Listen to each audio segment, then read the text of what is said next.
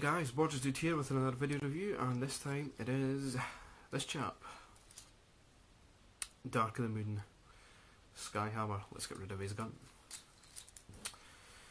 It was Matter Smasher and Full Metal Luffy on the Full Metal Hero forums that suggested in regards to the Tomahawk figure from the Hunt for the Decepticon range based on the movie line that check those figures out, and I shouldn't really look myself out of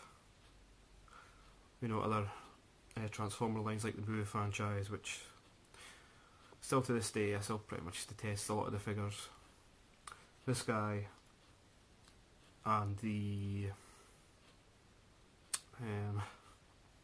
Human Alliance figures, the basics, are sort of really the only exceptions I like in the figure line.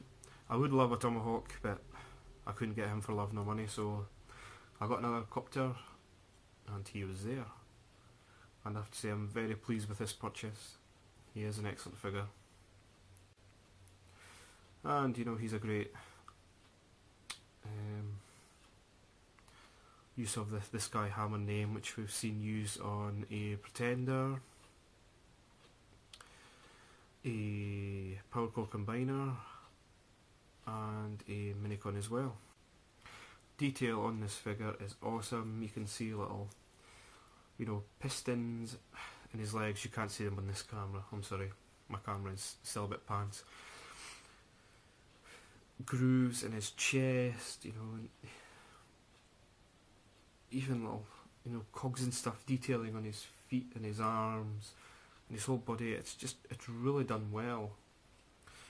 They sort of, if a robot or a Transformer even was realistic, in real life, then this is the sort of thing you would see, as opposed to the cartoon aesthetic of the nice smooth curvy lines.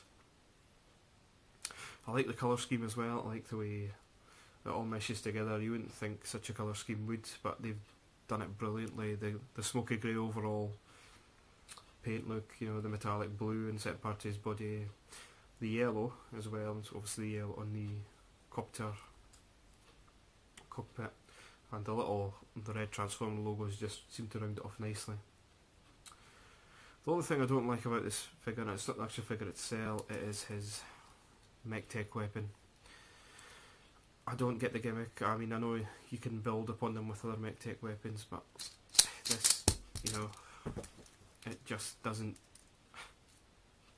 appeal, this whole gimmick. Yeah, I just don't like it. So what I've done is, you get the two missile pods here, which I've put in the arms. Normally when they're transformed in robot mode, are staying behind here, but I think they look a little better there. And you can put them onto the mech tech weapon, and it does make it look a little bit more menacing, I suppose would be the word.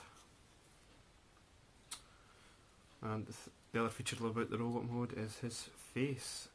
I think it's very Optimus Prime looking, very Generations Drift. I think it's really cool. But his robot mode, his alt mode, the helicopter, outshines his robot mode by miles, which I'll show you in a second when I transform him. Okay, here is Skyhammer in his alt mode, the helicopter. It's definitely my favourite mode out of the two. It's brilliantly done. Apart from the Autobot logos on the side here, you really couldn't tell that he was a Transformer, even on the underneath the undercarriage. There's nothing there to suggest that he is a Transformer. The blades spin fantastically. I just love doing that. I could do it all day. It really looks menacing in this mode, because you've got all the missile pods here, and you've got the rocket launchers at the back, these sort of ones.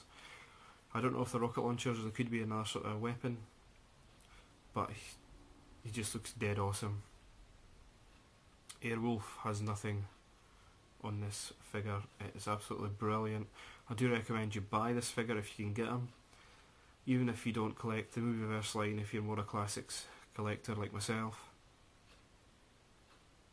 He's awesome. The only thing I will mention on the figure is it's actually the instructions that's issue here. It says these blades come off for it. It gives that intention that on the instructions that these pop off. They don't. They just pop out slightly. So do be careful and don't try and be like me and try and pull them off for ages. Anyway, that's been my video review, and thank you for watching.